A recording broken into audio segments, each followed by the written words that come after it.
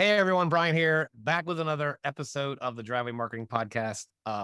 Today is a special day, not only because I get to share some great stuff with you guys, but we have an amazing guest, a really good friend of mine, Vance Morris. Hey, Vance. So, Brian, for those of you that are listening, this is Vance is our premier interview guest, as you guys have been hearing me rant and rave on some of the other episodes, and I did that for a very special purpose. This is going to be a very special episode, only because Vance and I mastermind together, we work together, we serve clients together, but also he has such an amazing perspective on the home services business. And he's actually the reason why I've dedicated and focused a big part of our business serving the community. Cause God, people need so much help, right? And then they need to do different stuff. So Vance, tell us your maybe share with us one of your funny headlines about how you got to where you are today. a funny headline, sure. Well, as you may or may not know, I am a former birth control factory security guard, turned Disney leader. So I spent a decade as a senior leader at Walt Disney World. Turned bankrupt, out of work, hospitality executive, and then I am now the proud owner of three home service businesses. I've got a carpet cleaning business, a Oriental rug washing facility, and a mold remediation company. And you wanted different, so yeah, we'll throw out, how many. I will be the only security guard of a birth control factory that you will meet this entire day. I guarantee it. Yeah, I can say that I don't find a lot of those. And I sat here and I apologize if I was cracking up because I've heard that story probably 10 times and it always makes me laugh, right? Because, being different, maybe that's where we're going to go with this, as we were talking before the call, is that, one of Vance's unique perspective, among many of them, is that being different when it comes to marketing is actually exceptionally correct. And if everyone is doing the same thing, you're exceptionally wrong, right? So maybe obviously we've got some shared history on where that comes from, but kind of maybe share with them some ideas of what everyone does and why it's wrong, and what I you mean, do that's think different. about remember the yellow pages? I mean, actually, in my area, they're still prevalent because we've got a lot of rural areas that just don't have high speed internet. So when I was hot and heavy in the yellow pages, running big full page or half page ads, I looked in the carpet section, or open up a yellow pages now. Carpet section, electrician, plumber, doesn't matter. Just about every ad has a picture of the guy's van. Now, does the van have to do with cleaning, electrical work, or pest control? We assume you're going to arrive in some sort of vehicle. You don't need to put it in your ad. So I'm thinking the original electrician who got the first ad in the first yellow pages thought it would be a great idea to put his van in there. And then all the other electricians who decided to start advertising in the yellow pages is looked at his ad and said, look, he's got a van. That's must be what we have to do. So now you open it up and there's 26 ads for electricians, all of them with a picture of the van. And And, so, and don't forget, there since 1986 is on there too. oh yeah, yeah, we've been in business, since 1492, and yeah, which is hopefully the guy who started your company in the 1930s is still not crawling around fixing your toilet because he'd be like half dead. Um, so just looking at something like that is like, all right, well, if everybody's doing this, I should do this. And so I literally took half of the ad um, and turned it into a big black box ad that was a free report. So it looked like it was its own thing. It didn't look like it had anything to do with me. So a big black box. It says, get your free report, seven rip-offs that carpet cleaners try to do. And then there was like a phone number, a website, you could go get it. Now, I also like to stick it to my competitors sometimes. So we had a guy, he did a $79 3-room special, or two bedrooms, hall and a living room, $79. And I saw that in the Yellow Pages. I said, all right, well, I got to do something about this. He had first position because he was in it before I was, and he did a double truck ad, 2-pager. So I was the next page after his.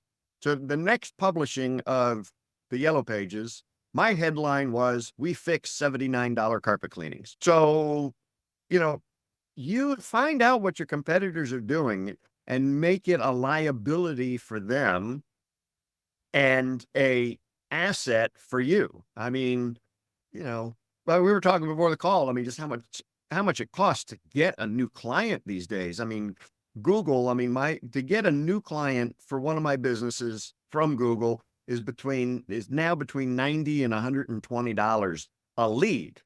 That's not even It's not a closed job. business. It's a lead. That's a lead, right? And if we So if you're don't only closing 50%, you're paying money to get started. yeah, right? you're in kimchi. But I look at I know my ad cost is not any different from any other, carpet cleaner or pest control or whatever out there. And so if you're charging, if you've got a $200 minimum for your service or a trip charge, well, half of it's eaten up with your ad. Right. You got $100 left to pay your employee insurance, overhead, fuel, and you might have a couple pennies over so you can go buy a cheap beer somewhere. Yeah, that's tough, right? So then obviously, so when you're doing those ads, right, you have to be different. I like the idea of being a contrarian. God, Vance being a contrarian, I'm so shocked I wrote that down. Um, so that's funny because I laugh because I go through the Valpak. I live in Naples, right? So I go through the Valpak and it's like same, discount, discount, coupon. They're all 100% identical. And every once in a while, you'll see, get your free vacation guide, get your there's one person in my market that says, get your free your dream pool builder kit. So they're the only ones because everyone else that says build a pool for X, get money off. And this one says, hey, let's build your dream kit. Let's build your dream pool kit and call to get this kit. Right. So if I'm curious, I'm going, well, wait a second, because I don't know what my pool's going to look like. Shouldn't I dream what it looks like first before I figure out how much it's going to cost? Right. So that's kind of interesting. And then, other things being different. So obviously, so so are you talking about customer acquisition? So we use ads, right? That's what people commonly use in home services. They use some kind of ads. So when you get them, what are some things people can do that will help keep them? Because I know one of your claim to fame is that they stay longer, they refer more often, right? But how do you? What are some different ways people can think about doing it? Well, let's tell them why they should be doing this, because the most expensive thing you can do is get a new customer. One of the least expensive things you can do is to keep one. So while I spend $95 to get a new cleaning or a new carpet cleaning client, it only costs me between $14 and $16 a year to keep them. And so if you don't have a budget set aside for customer retention, stop listening right now, hit pause and go find some money to be able to retain customers. It's that vital because it's pure profit. The difference between, as I say, is $15 and it's $95. So that's $80 in your pocket by not going and getting another customer. So it's got to be a robust system. And it's not just one thing, that is going to, that's going to work. I find a sequence of cards, or direct mail, is one of the best. So, if you have a CRM, I strongly encourage you to go and look at the metrics and the numbers of, when people are calling back and the timing of things. Because what I noticed was if they're smart, most people will send a 1-year reminder. Hey, it's been a year since your last whatever, call us. And I'm like, well, that's great. But you know what? Some people are calling us at the 11-month mark, not the 12-month mark. So is there some kind of leverage there that I could use to actually accelerate my revenue by 30 days? So I send out a reminder saying it's almost been a year. They don't see the word almost. It's like invisible. I don't do anything different to it, but people just don't see it. All they see is been a year. And so I said, oh, well, that worked. Let's try 10 months. That worked. Oh, let's try 9 months. So instead of waiting an entire year to get that revenue, you've now accelerated your revenue by 30, 60, 90 days just by reminding them that it's almost been a year. And then the reverse of that is true as well. Hey, it's been over a year. And so you do a 13, 14, 15-month mailing to them. I'm going to stop you for a second here. He said something really important. So he acquired a client via an online source, but he's keeping client via direct mail, right? So think about it. So this is why he's this is why Vance is guest number one. You got to be different, right? Everyone else is sending a text message and everyone else is sending an email. How many of them are actually sending a card, a postcard, a letter, whatever it is, right? Because think about it. You've already been there. You've driven. Again, why did I come up with the name of driveway marketing? It started as like a marketing thing and now it's turning into a help machine. Is your team has driven your van into their driveway. You know where they live, right? There is no spam filter on their postal service mailbox, right? You're going to get, well, postal service might screw up, but you're going to get that message delivered to your customer and they're going to read it. Now, whether they do something with it has to do with, is it remarkable? Is it not boring, blah, blah, blah. Do they want to do it? Are they just throwing it out? But think about that. Like you're not fighting with their, the email about Johnny's school play and the fundraiser for the baseball team and the travel softball fundraiser and the school dance. You're not competing with that. You're competing with a completely different. And there's less competition in the mailbox these days than there ever has been. So you're going to stand out, especially if you do something like an odd size postcard. The printer I use for a while there, so I do a monthly newsletter to all these clients. And we actually printed it on the largest flat postcard allowable by the Postal Service, which is a 15 by 18-inch postcard. Thing is massive. And they're actually not that expensive. But you arrive, and the cool thing is that postcard, the postman didn't mind because he stuffed all your mail. They folded the card in half, put all your mail inside of it, and it became like the wrapper for the rest of your mail. Post Service still has a better deliverability rate than any email service out there. I mean, they're still in the high 90%, deliverability. Gmail, Infusionsoft, Keep, your CRM, SurveyMonkey, whatever the hell you're using, that deliverability, it could get delivered, but you don't know where it got delivered. They get delivered to the inbox, the spam box, the promotion box. They could have gone anywhere. Right. And then if you're lucky, if you get a 15, 18, 20% open rate, right, you're going to get eyeballs on it. Right. And that's actually, and the fact that I love the idea of the oversized, right? So being different in the mailbox, now all of a sudden it's way different. I love the idea of a newsletter on a postcard. That's what a cool concept. Cause you can peruse it in a second, right? See what's going on. And then be really different. That looked like a newspaper. People remember what newspapers are. It looked like the front page of a newspaper, and you flipped it over, and it looked like the next page of the newspaper. But it was a big ass postcard. Actually, that's what they call them, big ass postcards. Yeah, that's interesting. And so talk a little bit. So you talked about the sequence of cards. So being different. So that's a newsletter. So that's regular communications on a monthly or bi-monthly basis, whatever the math works back to your customer base. And then, so you touch them that way. So they're obviously getting email reminders, right? But they're getting a monthly newsletter that talks about whatever you want to talk about, stuff that's going on in your life. And maybe we'll do a separate episode on newsletters, right? Yeah, we probably should. But newsletters, I'll sum it up this way. Your newsletter should be like reading Reader's Digest light.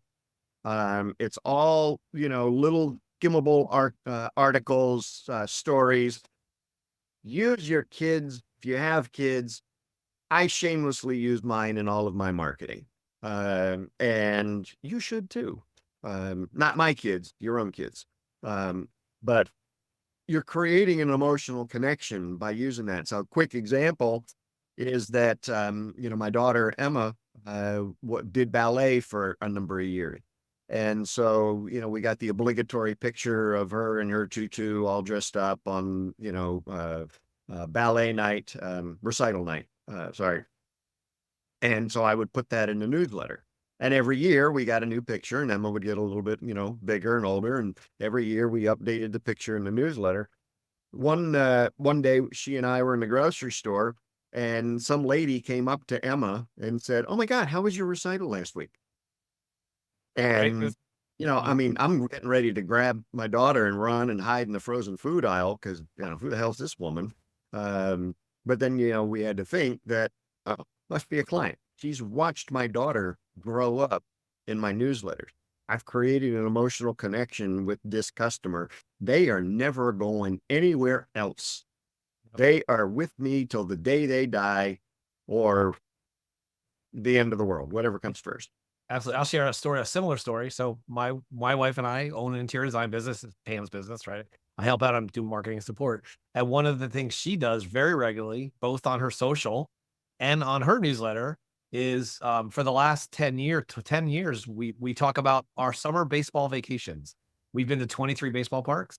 And every newsletter, we at least use 2 or 3 times talking about our kids playing sports and the fact that our summer hobby is going to these places. And we'll see people in social situations. We'll be together and they'll be like, "Oh my God, I saw your trip to Minnesota and go see the Twins. I'm a huge Twins fan." And we'll be like, "Hi, who are you?" Right. But the idea is like, what a great way to create some emotional connection between you, your family, and your customers. Because let's face it, people do business with people they trust, right? So by in creating this implied emotion where they have some attraction to you, it's not that. And is it hard to write a few sentences or a paragraph about what's going on in your life? No, it just take you 10 minutes. It doesn't need to be some long and drawn out process, right? And I hear it now. I can see everybody listening is like, "I don't have time for this. I don't have time for this." But you don't not have time to do it. I mean, and if you don't, then outsource it, Right. contact somebody who can, I mean, there's hundreds of newsletter services out there.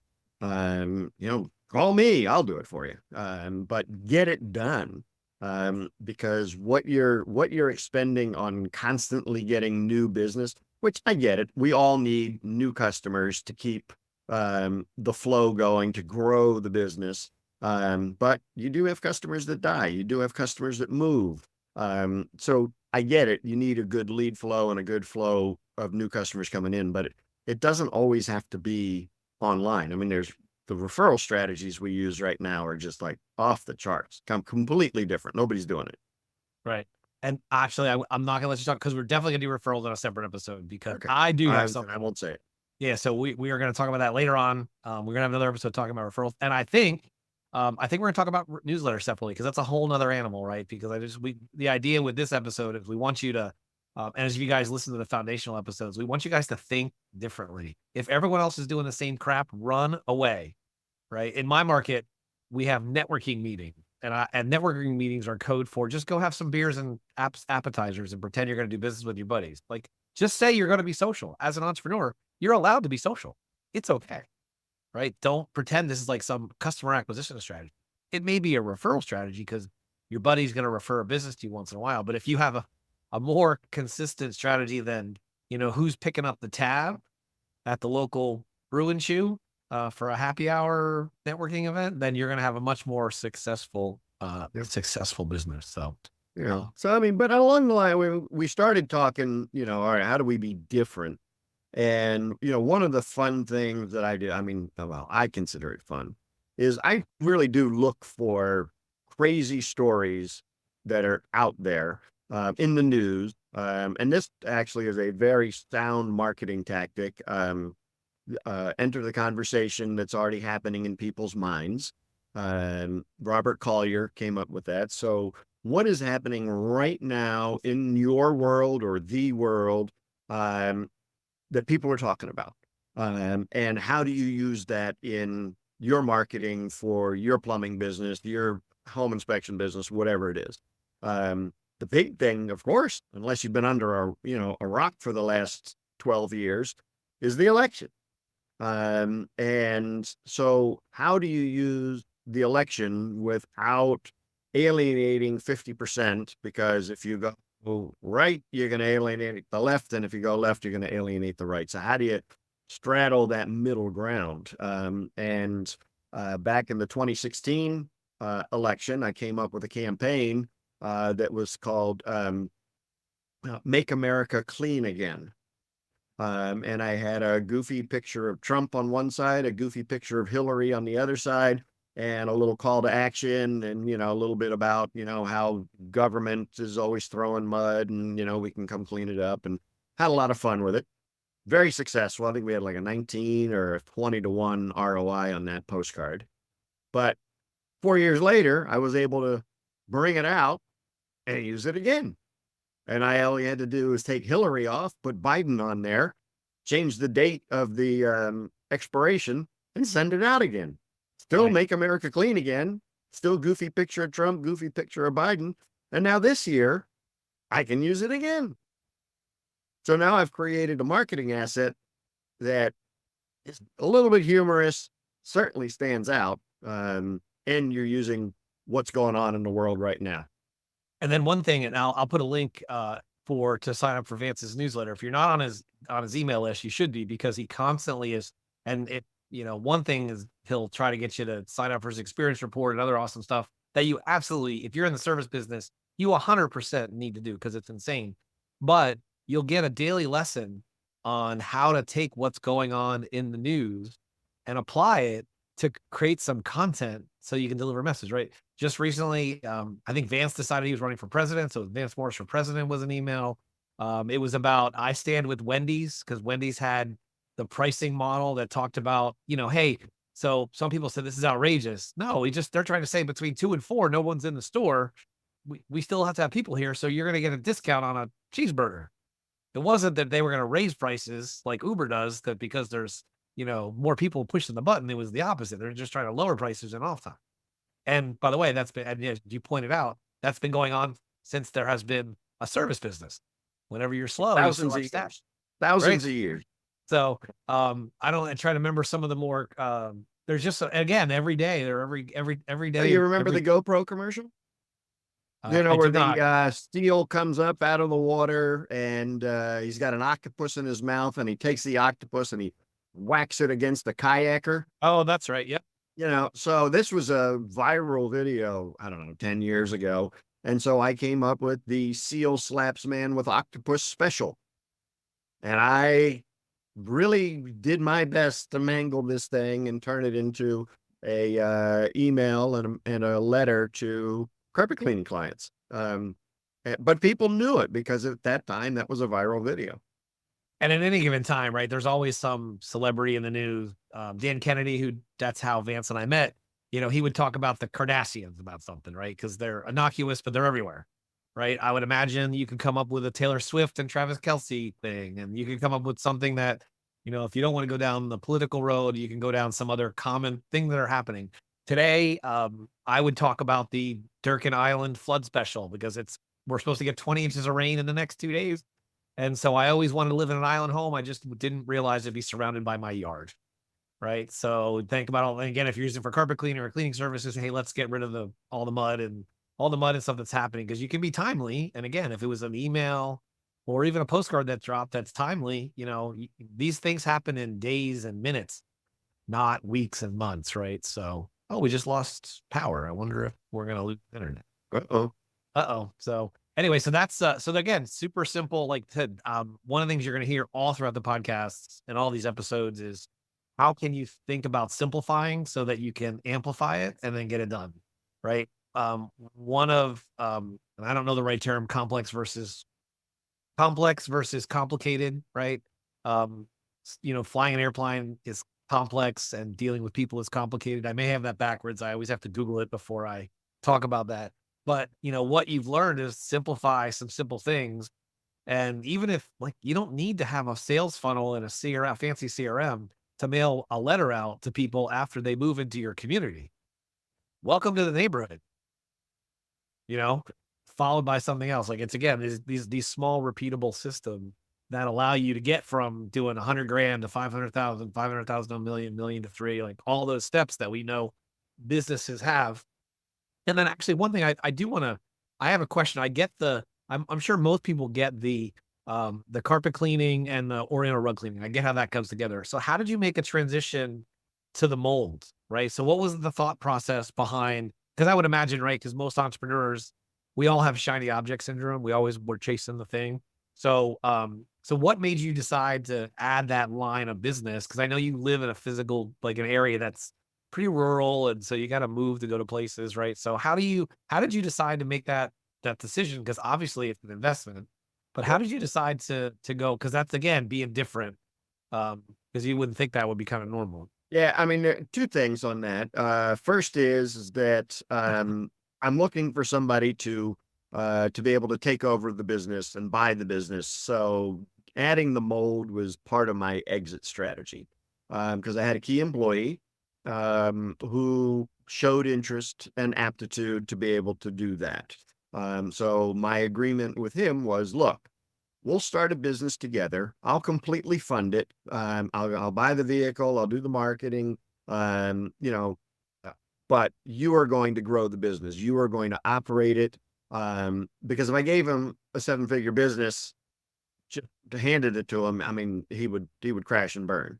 So by adding this service, we had a way for him to be able to grow with the business as the business grew.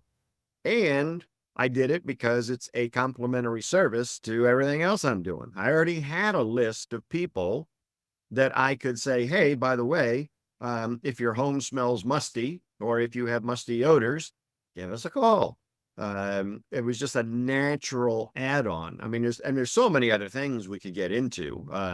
Pressure washing, window cleaning, all the things, because we're already in somebody's home. So how can we do more work?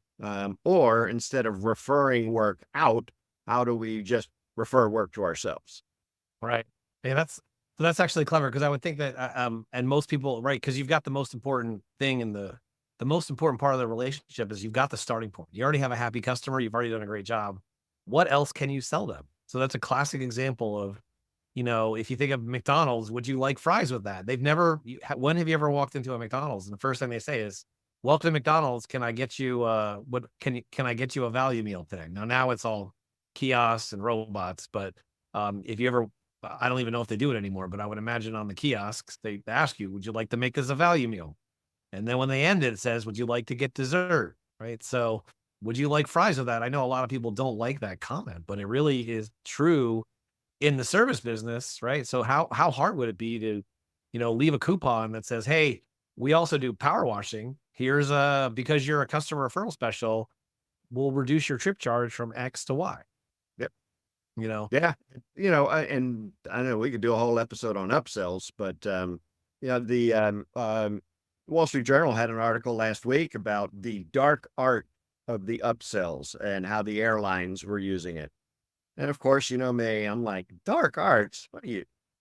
There's nothing dark about an upsell. You're actually improving the customer's experience by offering something that will make the experience better.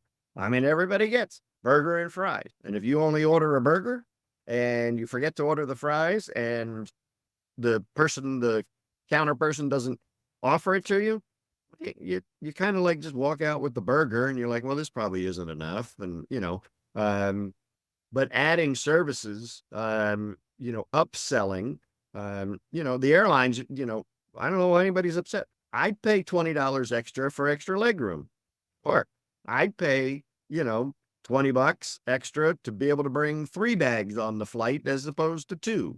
Oh, I get a real charging port that's got like a real plug instead of a USB. Yeah, I'd pay extra for that on a long flight. So there's nothing wrong with all that because all of those things enhance the experience. Right, and you still get there regardless of whether you don't Oh, want yeah. it or not, you still arrive at the destination whether you do it or not, so, yeah, upselling, I'm learning too, and I'm exposed to a lot more different stuff every day. If you take I don't know what the numbers are, but, if you have a good, better, best program, someone's gonna take the best, always, right? There's a reason why there's $1,000 bottle of Patron at the local whatever, because someone's buying it. Like I have a friend of mine who runs a steakhouse and he has a $10,000 bottle of wine. They're like, they're crazy. And he's like, now I have to get a $15,000 bottle of wine, which is hard to find. because now the $10,000 bottle of wine is selling once a month, not once a year, because someone has to have it because they're proving to their clients or their friends that they've made it.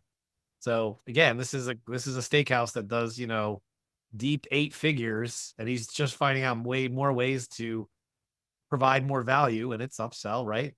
Yep. They have $100 bottle of wine. I'm sure they got a $20 bottle. Well, they probably have a $20 bottle. They have a $50 bottle, $100, or 250.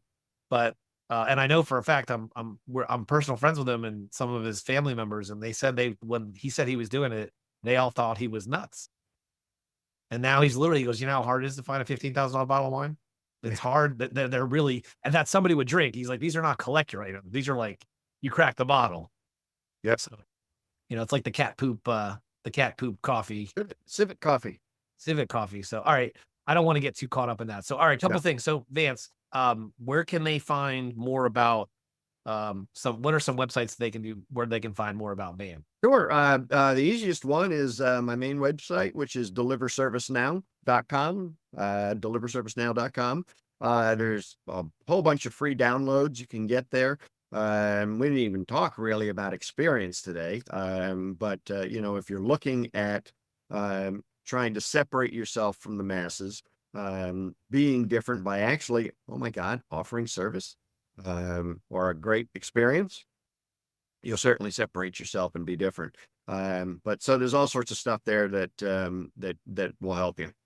Good. So we're gonna have.